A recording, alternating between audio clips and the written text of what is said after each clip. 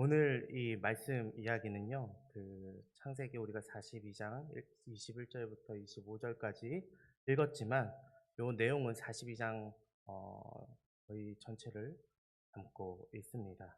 그래서 오늘 이야기는 야곱의 아들들이 복식을 얻기 위해서 흉년 때 7년의 풍년이 지나고 7년의 흉년 첫날부터 너무나 극심한 어려움을 맞이하여서 복식을 얻기 위해 애굽으로 향했고 애굽에서 요셉을 만난 이야기를 하고자 합니다. 그 전에 우리가 분명히 짚고 넘어가야 될 것이 있는데요.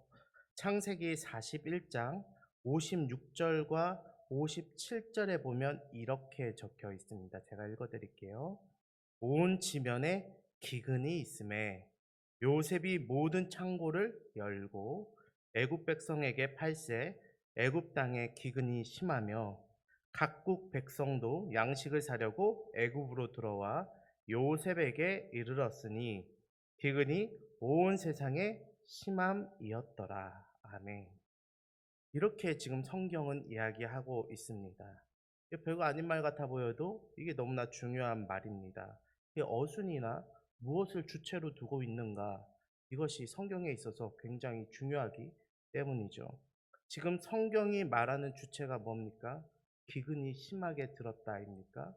보통 우리가 역사를 보면은 이렇게 엄청난 일이 있었을 때 무엇을 대서특필로 적습니까?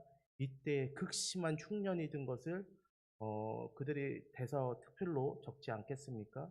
근데 성경이 말하는 주체는요, 요셉입니다.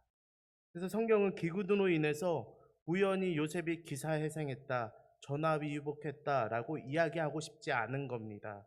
성경은 하나님의 섭리 가운데 일어날 일들에 관하여서 하나님의 뜻대로 하나님의 순리대로 요셉이 총리 자리에 올랐고 그가 지금 모든 창고를 열었다고 이야기하고 있고 이로 인해서 각국 백성들이 그에게 이르렀다라고 이야기하고 있습니다. 그렇습니다. 하나님께서는요, 이 창조의 섭리 가운데 요셉을 두고 계신다는 겁니다. 그래서 자신의 뜻을 이루어가고 계신다는 이야기입니다. 섭리 가운데 질서를 잡아가고 계신 것이죠. 만일 요셉이 그 자리에 없었어도요, 하나님께서는 창조의 섭리를 따라서 7년의 풍년과 7년의 기근이 아마도 일어났을 것입니다. 요셉이 만약에 그 일들을 하지 못한다면 다른 사람을 세웠을지도 모르는 일이죠. 그러나 하나님의 사람으로서 하나님께서는 요셉을 택했고 요셉은 그곳에서 주변 나라들과 이스라엘 민족뿐만 아니라 애국까지도 구원을 얻을 수 있도록 그 역할들, 하나님께서 하실 역할들을 대신하고 있다라는 것입니다. 형통의 사람 이 요셉은요, 그곳에 있으면서 이스라엘을 포함한 이방 민족들을 구원하시려는 하나님의 뜻이었다. 그가 지금 주체가 되었다라고 성경은 이야기하고 있습니다. 그리고 그 가운데 만군의 여호와 하나님께서 이 땅의 통치자 되신다. 그 애굽 땅 가운데 수많은 신이 있지만 이 여호와 하나님께서 진짜 신이시다라는 그것을 지금 드러내고 계신 것이죠. 그렇기에 이것을 다 알고 있으니까 요셉도 이제는 그 자리에 서 보니까 이것을 다 깨닫고 나니까 무엇이 보입니까? 나의 고난은 필연적이었구나. 하나님께서 나에게 주신 이 고난과 이 어려움들은 반드시 지나가야 할 필연적인 것이었구나 라고 그가 깨달을 수 있었던 것이죠. 하나님의 뜻이었다는 것입니다. 매 순간마다 어려움이 있을 때마다 자신의 머리와 하나님께 그때그때마다 기도해가지고 하나님께서 그때그때만 응답해서 지금 요셉이 그 자리에 선 것이 아니라 하나님께서 처음부터 끝까지 거대한 자신의 섭리의 그 물결 속에서 요셉을 지금 태우고 가셨다라는 겁니다. 요셉은 방주와 같이요, 총리의 자리까지 그냥 둥둥 떠다녀 다니다가 밀려온 것이죠. 그렇기에 고난도 그리고 총리로서의 이 등용도 모두가 하나님의 뜻이었구나라고 이 요셉은 이야기하는 것입니다. 이것을 가지고 제가 계속해서 이야기 드리지만 이것을 형통이다라고 성경은 이야기한다고 말씀드렸습니다.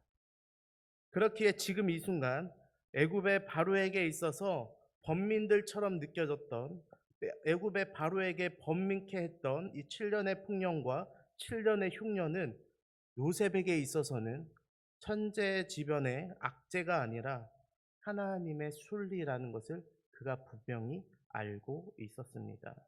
그가 총리가 돼서 높은 자리에 있어서 똑똑해서가 아니라 이전부터 그가 하나님의 뜻을 구해왔고 그 뜻을 구한 대로 하나님께서 나를 이끌어 주셨고 그 꿈을 해석해 하셨으니 앞으로의 것들도 하나님께서 인도하실 것이 분명하기 때문에 그것을 믿는 것으로 이 요셉은 담대함을 가질 수 있었던 것이죠. 이 요셉뿐만 아니라 하나님의 사람들 늘 그래 왔습니다. 노아도 40일을 주야로 방주에만 있다가 밖으로 나왔습니다. 방주에 타서 아무것도 보이지 않습니다. 창문 하나 있지 않습니다. 밖에 40일 주야로 비가 내립니다. 근데 그곳에서 그것이 그치고 나서 땅에 닿고 나서 그가 내려서 무엇을 보았습니까? 자신의 눈앞에 보인 건 사실 황폐한 땅 아닙니까? 모두가 즐겁게 살던 그 모습이 아니라 사람의 시체가 보였을 수도 있고 동물들의 시체가 보였을 수도 있고 그 땅 가운데 어느 것 하나 제대로 있지 않은 황폐함이 분명히 보였지 않겠습니까? 근데 노아가 본 것은 무엇입니까? 그 땅을 보았습니까? 아닙니다. 고개를 들어서 하늘을 보며 하나님께서 약속하신 무지개를 보았습니다. 그 무지개 속에서 분명히 하나님의 그 약속을 이 노아는 본 것이죠. 하나님의 은혜와 약속을 보았기 때문에 노아는 나오자마자 대성통곡한 것이 아니라 그는 예배로, 제사로서 하나님 앞에 나아갔던 것입니다. 이것이 하나님의 뜻을 알기 위해서 우리가 기도해야 되는 이유입니다. 기도는요, 하나님의 뜻을 알고 상황을 받아들이고 인내하고 소망을 품도록 만듭니다. 우리가 기도하든지 안 하든지 우리의 상황과 환경은요, 우리의 생각과 머리로 이해할 수 없는 하나님의 섭리 가운데 이루어져 갑니다. 그것이 하나님의 뜻이라면 그것은 분명히 이루어집니다. 우리의 상황과 환경이 잘 풀리든지 그렇지 않든지 하나님 뜻대로 진행되어 가는 것이죠. 그렇게 하나님의 뜻을 모르는 사람과 그렇지 않은 사람은 전혀 다른 모습을 보이는 것입니다. 하나님의 뜻을 모르는 사람은 어떻습니까? 상황과 환경이 변할 때마다 하나님을 원망하거나 감사합니다. 내 상황과 환경이 어렵다면 하나님께 원망할 것이고 내 상황과 환경이 좀 잘 풀린다면 하나님께 감사하는 것이죠. 근데 이러한 것은 굉장히 질 낮은 감사, 어떻게 보면 일회용 감사라고 할 수 있습니다. 이러한 모습들이 지금 야곱의 식구들에게도 보여지고 있습니다. 의연했던 이 요셉과는 달리 야곱의 식구들, 야곱과 그의 아들들과 그 사람들은 지금 굉장히 하나님의 뜻을 모르는 상황 가운데 마음의 번민을 가지고 있습니다. 7년의 풍작이 지나고 나서 유례없는 대가뭄이 시작되는 첫 해부터 야곱의 식구들은 흉년에 시달리고 있는 것이죠. 42장 1절에서 야곱은 아들들에게 이렇게 이야기합니다. 그때의 야곱이 애굽의 곡식에 있음을 보고 아들들에게 이르되 너희는 어찌하여 서로 바라보고만 있느냐라고 이야기합니다. 너희들 왜 지금 서로 보고만 있냐? 우리나라 말로 하면 뭡니까? 야, 왜 손가락만 빨고 있냐? 라고 지금 이야기하고 있는 것이죠. 들리는 소리에 의하면 애굽에는 곡식이 있다더라. 다들 곡식 얻으러 가는데 너희도 가서 곡식 얻어야 되지 않겠냐라고 지금 야곱이 이야기하고 있는 것입니다. 그러면서 하는 말이 뭐냐면 그러면 우리가 살고 죽지 아니할 것이다 라고 야곱이 이야기하고 있는 것이죠. 우리는 이 말 속에서 별것도 아닌 이 말 속에서 야곱의 신앙 상태를 알 수 있습니다. 그의 신앙은요 자식을 잃은 슬픔으로요, 저 밑바닥 가운데 헤매고 있습니다. 하나님의 사람이지 않습니까? 야곱이 지금까지 이스라엘로 변화되기까지, 그 이름을 얻기까지 그가 어떠한 인생을 살며 하나님을 경험했습니까? 근데 지금 뭐라고 이야기하고 있습니까? 사람이 살고 죽는 것이 고작 먹을 거에 있다라는 겁니까? 사람이 살고 죽는 것이 언제부터 먹을 것에 이렇게 달려 있느냐라는 것입니다. 야곱은 분명히 그것을 알고 있어야 됩니다. 이 상황 가운데 의연했어야 됩니다. 왜냐하면 그의 할아버지 때부터 있었던 일을 반복하고 있습니다. 아브라함은 어떻습니까? 야곱의 할아버지였던 이 아브라함도 기근으로 인해서 어디로 피했습니까? 애굽 갑니다. 애굽으로 피합니다. 애굽으로 피했다가 낭패를 보지 않습니까? 그리고 하나님의 그 부르심을 다시 깨닫고 돌아옵니다. 근데 그의 아들은 어떻습니까? 아브라함의 아들이고 야곱의 아버지였던 이삭도 어떻습니까? 그가 지금 기근으로 인하여서 그도 똑같이 애굽으로 향했던 적이 있습니다. 근데 그도 똑같이 낭패를 보고 다시금 하나님 품으로 돌아오는 것을 우리는 성경에서 보았고, 야곱도 분명 아버지를 통해서 분명히 들었을 것입니다. 근데 지금 야곱도 어떻습니까? 기근으로 인해서 지금 어디로 가고 있습니까?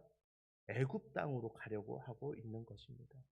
이것은 분명한 야곱의 믿음의 연약함을 드러낸다고 할 수 있습니다. 하필이면 이때 성경도 그를 뭐라고 이야기합니까? 그의 이름이 분명 이스라엘로 바뀌지 않았습니까? 근데 여전히 그를 야곱이 그랬다라고 칭하고 있습니다. 그의 믿음 상태의 연약함을 드러내고 있는 것이죠. 그의 인간다운 면모가 드러나는 모습입니다. 그는 분명 하나님의 사자로부터 이스라엘이라 불리게 되었습니다. 근데 지금 다시 성경이 그를 야곱이라고 부르고 있는 것이죠. 우리는 그 이유를 4절에서 알 수 있는데요. 창세기 42장 4절 제가 읽어드리겠습니다. 야곱이 요셉의 아우 베냐민은 그의 형들과 함께 보내지 아니하였으니 이는 그의 생각에 재난이 그에게 미칠까 두려워함이었더라. 아멘. 이 말 속에서 두 가지 그의 믿음의 연약함이 어디서부터 기인되었는지에 대해서 드러내고 있습니다. 첫 번째는 성경이 그를 야곱이라고 칭하고 있다. 이스라엘이 아니고 야곱이라고 칭하고 있다는 것에 있고요. 다른 한 가지는요, 이 베냐민을 설명하는 데 있어서 요셉을 드러내는 것입니다. 요셉의 아우 베냐민이라고 이야기하고 있는 것이죠. 그러니까 아직도 그 요셉을 사랑하는 그 마음, 그 슬픔, 그 연약함이 아직도 그의 믿음을 어렵게 만들고 있는 것입니다. 자신이 가장 사랑하는 아들 요셉을 잃은 지요, 벌써 약 한 10년이 넘어갑니다. 그렇죠? 지금 7년의 풍년과 그리고 또한 1년의 지금 흉년이라고 하고, 그리고 돌아보면은 2년 만에 그가 애굽 왕한테 섰던 걸 생각해 보면 빠르게 계산해도 한 10년, 11년은 됩니다. 지금 그 시간들이 지났는데 여전히 그 야곱은 여전히 지금 요셉을 잃은 슬픔 가운데에서 지금 자신의 믿음의 밑바닥을 경험하고 있는 것입니다. 베냐민을 볼 때마다 그는 그에게서 요셉을 떠올렸을 것입니다. 그렇기에 성경도 지금 베냐민을 소개하면서 앞에 수식어로 요셉의 아우다라고 이야기하고 있는 것이죠. 이걸 보면 애굽의 왕만 꿈으로 인하여서 마음의 번민을 느끼고 있던 것은 아니었습니다. 야곱은 제발 꿈에서라도 자신의 아들 요셉을 만나고픈 마음에 10수년을 지금 번민하고 있었던 것이죠. 하지만 이 모든 것들, 애굽의 바로뿐만 아니라 야곱의 마음도 번민케 하신 것도요, 하나님의 뜻이었습니다. 이것을 통하여서 무엇을 하시려는 겁니까? 이스라엘 민족의 구원을 이루시려는 하나님의 뜻이었던 것이죠. 그럼 이 상황 가운데 요셉의 형들은 어떻습니까? 그 요셉을 팔아버린 그 당사자들은 어떠한 마음이었습니까? 야곱의 아들들도요, 아버지와 같이 그 밑바닥을 경험하고 있었습니다. 그것을 무엇을 통해서 알 수 있을까요? 성경을 통해서 알 수 있습니다. 그들은요, 사실 아버지께 대들 만큼 어땠던 자식들입니까? 강직했던 자식들이었습니다. 기억나시나요? 야곱의 딸 디나가 세겜 땅에서 강간당했을 때에 그들이 어떻게 했습니까? 아버지의 명을 어기고 칼로 그 땅을 멸하고 아버지께 대들었던 것이 그 자식들이었습니다. 그뿐만이 아닙니다. 아버지의 뜻을 떠나서 이방 여인을 아내로 들였던 그러한 아들들도 있습니다. 이처럼 아버지의 가르침은 뒤로하고 자기들 소견에 오른 대로 배로 큰 소리 치면서 살았던 것이 강직했던 자들이 바로 야곱의 아들들이었습니다. 근데 그들이 아버지의 성화에 못 이겨서 지금 뭐 하고 있습니까? 애굽으로 곡식을 얻으러 군말 없이 가고 있습니다. 애굽 땅으로 아들들 모두가 출동해서 곡식을 얻으러 가고 있는 것입니다. 일부만 갈 수도 있었습니다. 아니면 이스라엘 가족 중에 종들도 있었는데 종들을 보내서 그 곡식을 얻어올 수도 있었습니다. 근데 왜 아들들이 직접 아버지의 말에 이번에는 싸우지 않고 군말 없이 따라 나가고 있을까요? 그것은 바로 아버지의 슬픔 때문에 그렇습니다. 그 아버지의 슬픔 때문에 이들도 동일하게 그 마음을 겪고 있는 것이죠. 창세기 37장 34절과 35절에 이렇게 적혀 있습니다.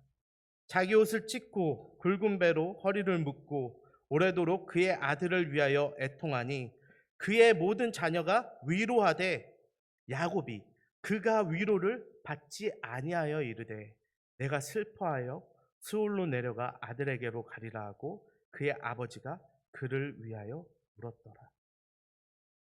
그때나 지금이나 지금 야곱은 저 스올로 내려가서 믿음의 밑바닥을 경험하고 있고 그것을 바라보고 있는 그 아들들도 그 아버지의 눈치를 보며 저 밑바닥 가운데서 살아가고 있는 것입니다.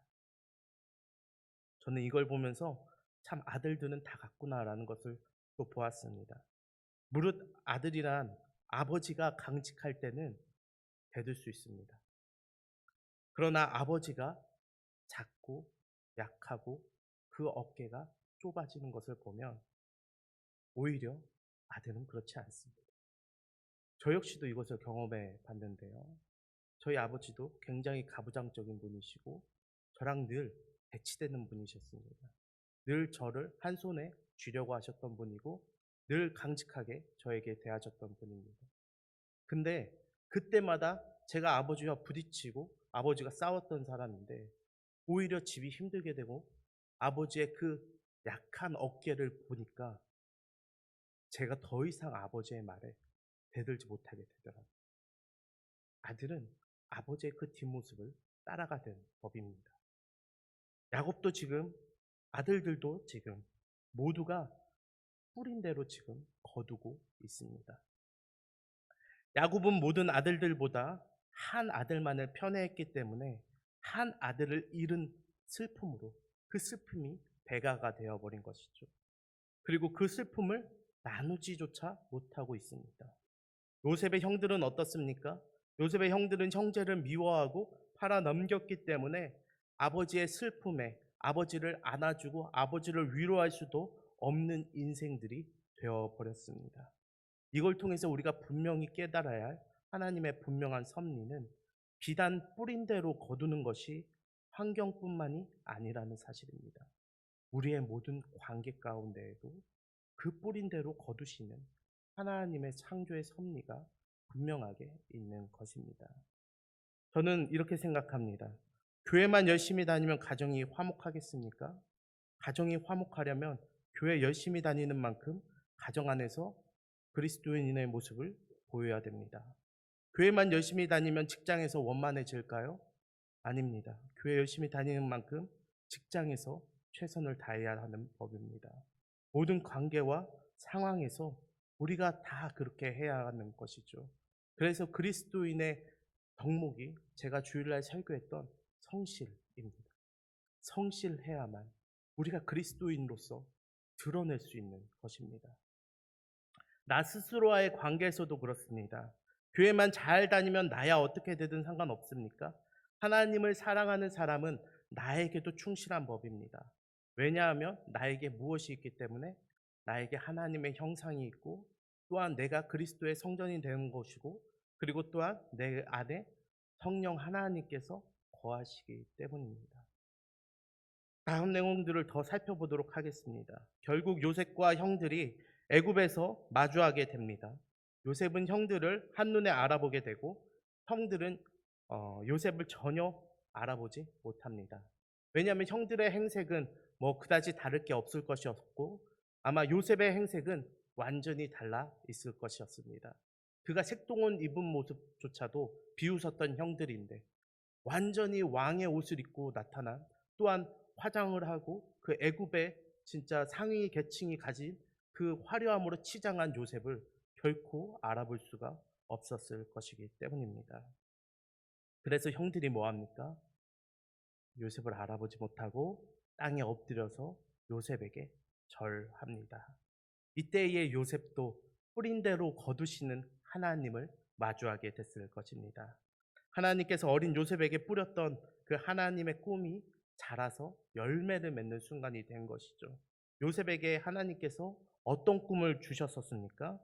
어릴 때 형들의 곡식단이 지금 자신의 곡식단에게 절하는 꿈을 꾸게 하지 않았습니까?